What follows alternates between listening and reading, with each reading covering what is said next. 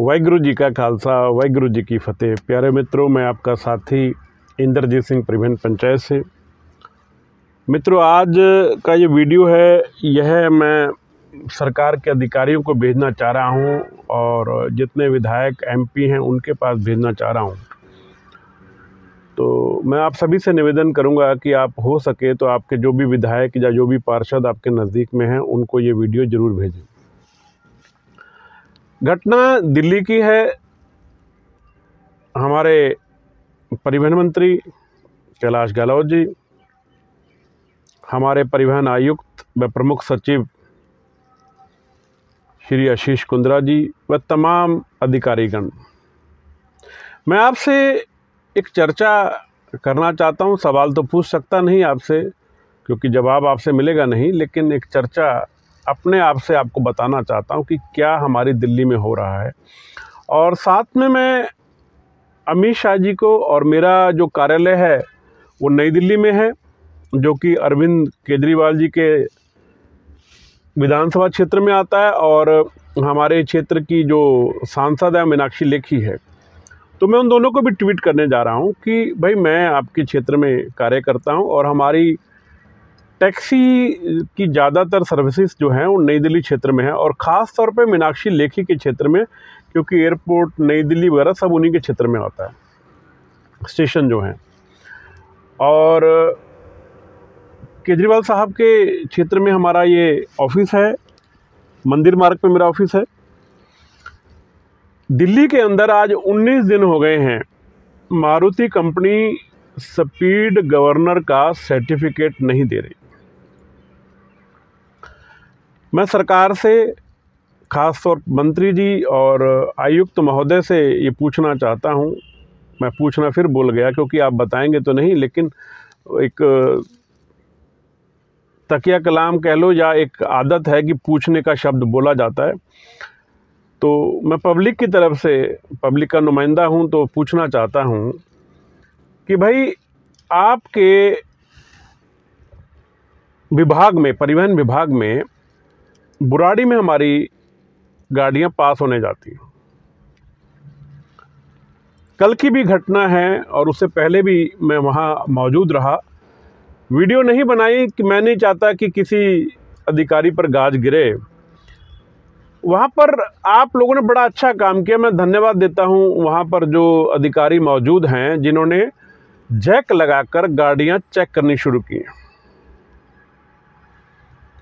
जब गाड़ी जैक लगाकर ये चेक करी जा रही है कि 80 से ज़्यादा नहीं चलती या चलती है, तो गाड़ी का फेल और पास का निर्णय वहीं होता है, और वो जो सर्टिफिकेट है उसकी कोई वैल्यू नहीं रहती। कल भी गाड़ियाँ थी, एक हमारे मित्र हैं सोनेलाल जी, उनकी गाड़ी गई तो उनकी जो गाड़ी थी वो 85 पे चल रही थी। अब वो टेक्निकल इशू रहा होगा, हम नहीं जानते कि क्या कारण रहा है कि वो 80 की जगह 85 से ऊपर नहीं गई, 85 तक गई। तो उन्होंने बोला कि भाई, आपकी ये गाड़ी गलत है, ठीक करा के लाओ। उसके पास वो सर्टिफिकेट था कि ये गाड़ी गति नियंत्रण में चल रही है। थोड़े दिन पहले शुक्रवार को मेरी एंटी करप्शन के जो एसीपी हैं जरनैल सिंह जी, उनसे बातचीत हुई। मैंने उनसे पूछा, जी आपने शोरूमों को ये कहा है कि भाई गाड़ियां पास ना की जाएं। वो कह रहा, जी मैंने उनको जो चिट्ठी लिखी है वो चिट्ठी ये लिखी है कि भाई, आपके पास गति को जांच करने की कोई मशीन है? स्पीड को टेस्ट आप करते हैं, कैसे करते हैं? तो उन्होंने बताया कि किसी भी मारुति के शोरूम पे या किसी भी शोरूम पे वो कोई ऐसा सिस्टम नहीं है कि जिससे स्पीड चेक की जाए कि कितनी स्पीड, कैसे मशीन से चेक करते हैं।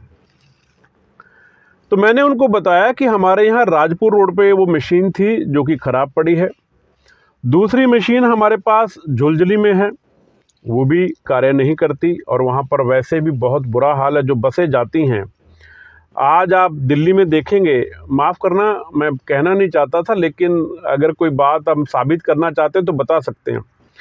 हमारी गाड़ियों में दिल्ली सरकार के आयुक्त महोदय, मंत्री जी ने अपना मोर्थ के कहने के अनुसार पैनिक बटन लगवाया है, जो ये कहा गया कि नारी सुरक्षा के लिए, जो कि बिल्कुल झूठ सरासर बोला गया है। वो नारी सुरक्षा के लिए नहीं है, क्योंकि वो बटन तो काम ही नहीं करते। लेकिन उसमें एक है कि वो जीपीएस जो है वो काम करता है। वो बेसिकली व्हीकल ट्रैक करने के लिए होता है।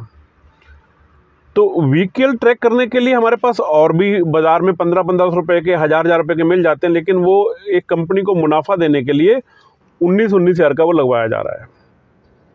कोई भी अधिकारी बैठा है, मैं उसको चैलेंज देता हूँ, आप बाज़ार में पता कर लीजिए, 1500 से ज़्यादा किसी का नहीं आता। आप 19,000 रुपये क्यों दे रहे हैं, मुझे नहीं पता कि आपकी क्या मिली भगत है। ये बात सत्य है, किसी की मिली भगत है, तभी 19,000 का, 16,000 का पैनिक बटन हमारी गाड़ियों में लग रहा है, जबकि वो काम बिल्कुल नहीं करता।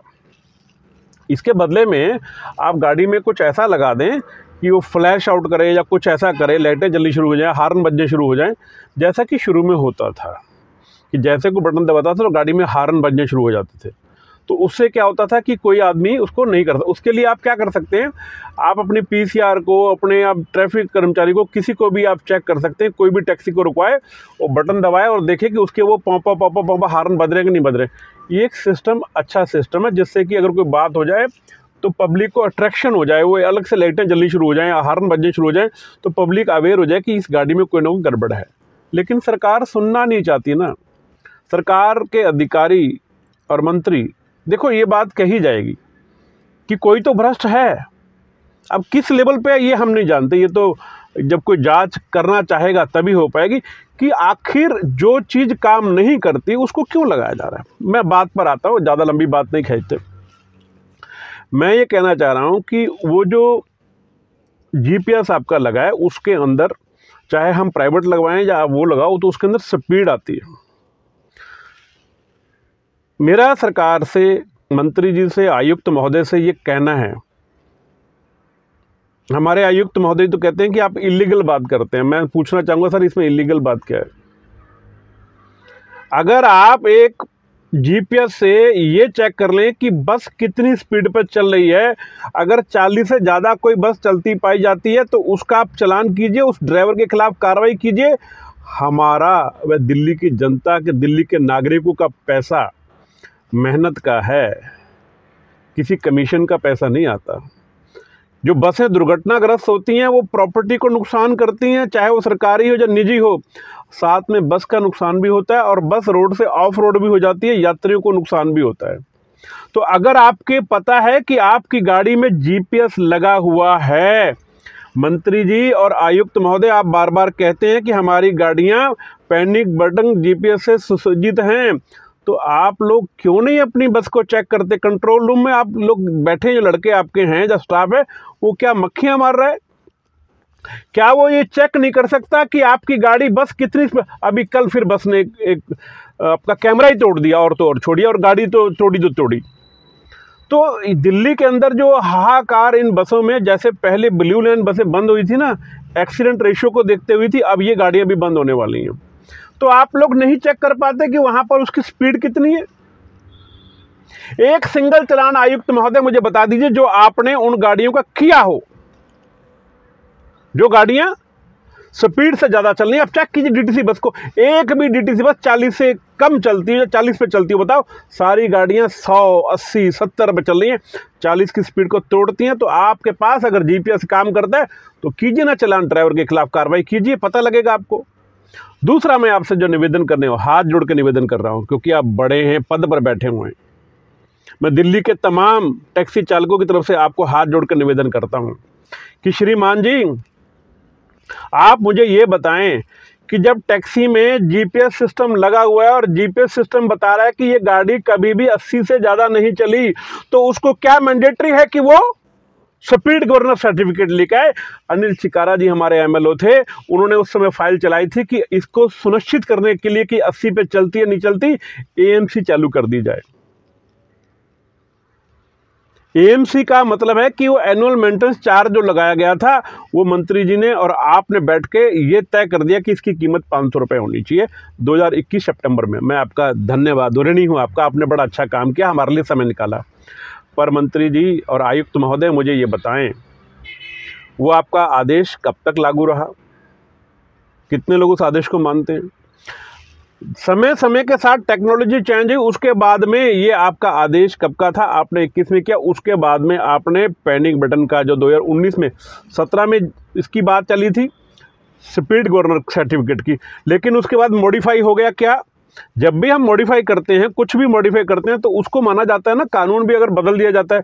जब जीपीएस आपके पास आ गया जिसमें ये लिखा जाता है कि ये गाड़ी इतनी गति से चल रही है, अगर कोई गाड़ी हमारी 80 की स्पीड आज तक पार ही नहीं करी और आपके पास प्रूफ है, और वो प्रूफ भी मेरा नहीं है, वो आपकी डीम्स जो डिपार्टमेंट है उसका प्रूफ है कि ये गाड़ी 80 से ज़्यादा नहीं चली, तो आप मुझे बताएं कि किस लालच में आप किसी कंपनी के पास स्पीड गवर्नर के लिए टैक्सी को भेज रहे हैं? मंत्री जी, खुली चुनौती है, किसी मंच पर आके बैठ जाइए। आयुक्त महोदय, आप आके बैठ जाइए, अगर आप एक भी बात का जवाब दे जाएं तो। 10 से 11 आपका मिलने का समय है, लेकिन आप 11 बजे से पहले कभी ऑफिस नहीं पहुंचते, और ऑफिस पहुंच जाओ तो आप किसी से मिलते नहीं हैं। आप कहते हैं नीचे स्टाफ से मिलो। जब काम आपके साइन से होना है तो अधिकारी नीचे का क्या करेगा?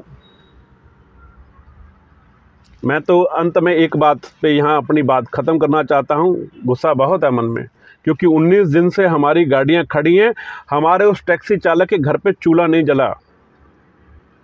पीड़ा होती है जब सवेरे मेरे पास आके लोग बोलते हैं कि भाई साहब, प्रधान जी, नेताजी, ये मेरी गाड़ी खड़ी है और कारण मैं स्पीड मेरी 80 से ज़्यादा नहीं चली।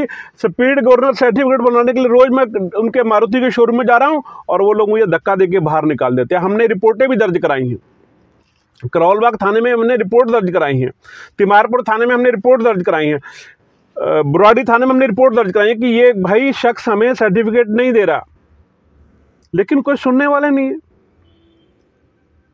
मैं आप सभी साथियों से निवेदन करूंगा कि इस वीडियो ज़्यादा से ज़्यादा अपने विधायकों तक पहुंचाएं, जिससे सरकार की जो नीतियां हैं उसके बारे में वो जागरूक हों। कल को जब सांसद के चुनाव के लिए वो वोट मांगने आए तो हम बता पाएँ कि हम जब परेशान थे तो आप कहाँ थे।